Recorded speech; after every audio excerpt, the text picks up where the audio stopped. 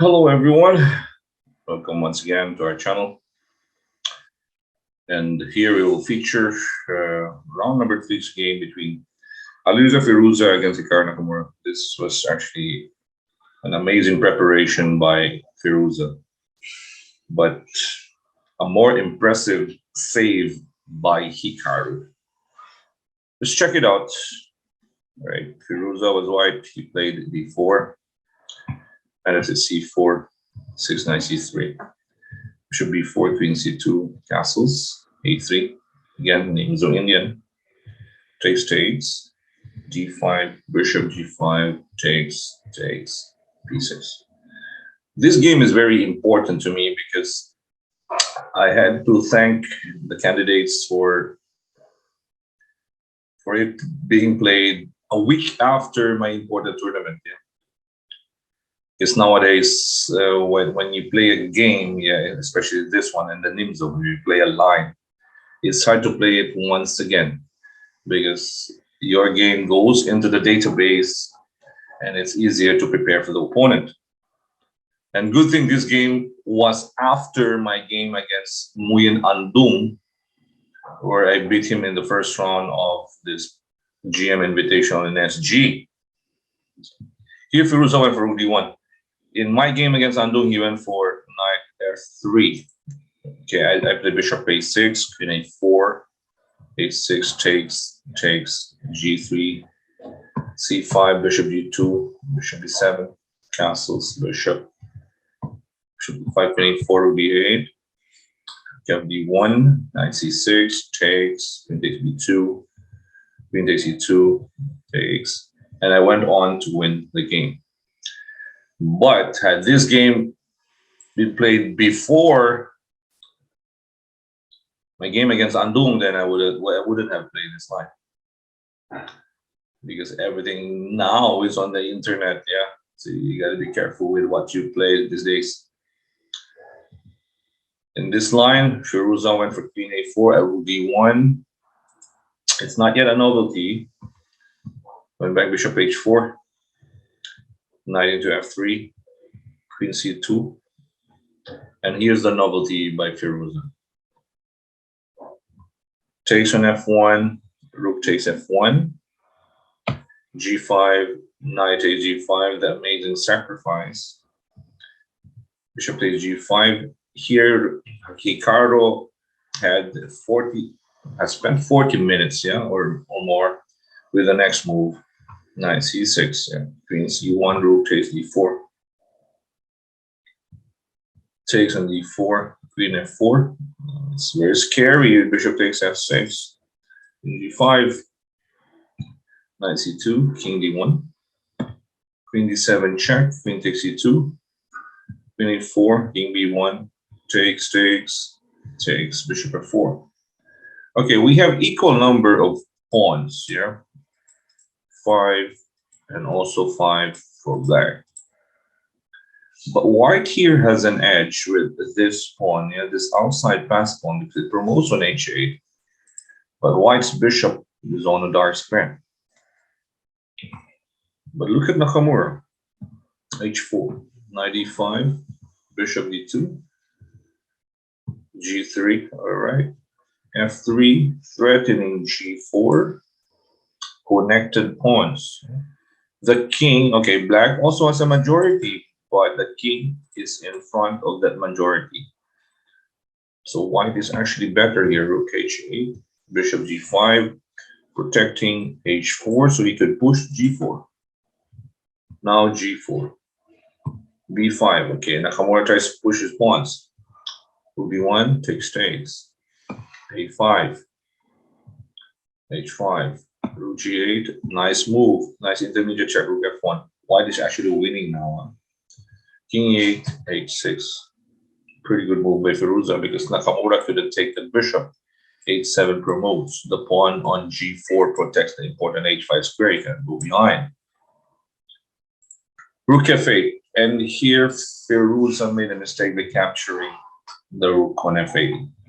Okay, the combo or the combination of the rook and bishop in the endgame is better than the rook and knight. Most especially in an open position. Plus you have the connected pass pawns.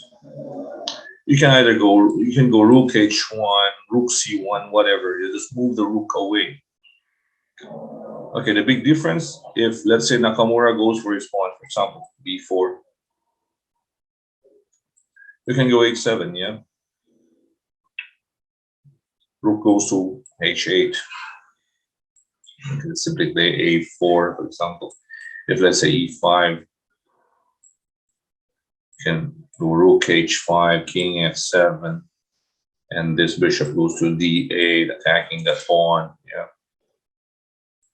You have to connect that pawn to the rook, and white is winning here, yeah, because the rook cannot take the bishop. You promote. The importance of the rook in the game, yeah. After rook h1, I guess black is just doomed. If rook g8 here, again a4. If you take on a4, this bishop e2. How to stop here? How to stop? Okay, you have king f7, the g5, 2 pawns plus the rook, the important rook. King g6. Okay, I can go king a2, for example, king a2, king a3, take all the pawns, yeah. But with rook takes f8, Nakamura can now breathe. Bishop g8, e4, no problem, g5. I would have thought that the connected pass pawn is enough, but no. King f7, the knight protects the important f6 square. Nice moment by Nakamura, c3. If he played e5, it's winning. It's not king c1. You don't have a check. Now you will see the difference. Takes on c3. Go back to d5. Bishop g5, e5, king h8, b4, a3, bishop c1, knight hb4. Of course, a2 again is a mistake. And bishop b2. You cannot stop the rupture on e5, and it's going to be a promotion. Nakamura saw knight takes b4. If you take on a3, he has knight d3 check, king d2, knight f4, take g6, take a7, draw. So king d2, Firouzja stops, but knight has another square on d5, again f4, takes, and then takes the pawn. King d4 is a draw for both players. Okay, it was a lucky escape by Nakamura because Firouzja made a mistake by his capture on f8. Yeah, keeping the rook was important. You will still have the same position, let's say rook anywhere, or anywhere. Okay, but rook h1, of course. Yes. If we follow what happened in the game, let's say, for example, you go black goes a4, for bishop d2, same thing. Now with that bishop and rook protecting the 2 pawns, it's too much. Too much for black. If let's say you go king f7, okay, f1, let's see the difference. The timing of the exchange, for example, you go king e8, rook takes f8 with the bishop on d2, takes on f8, g5. King goes to f7, right? h7, king to g7, g6. With this bishop on d2 is different because there's no more c3. There's one important tempo. If he goes e5, the bishop takes that c3 square. Woohoo! You take knight, take.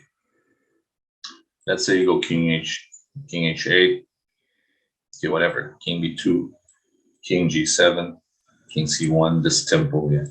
King h8, king d2, king g7, king e3.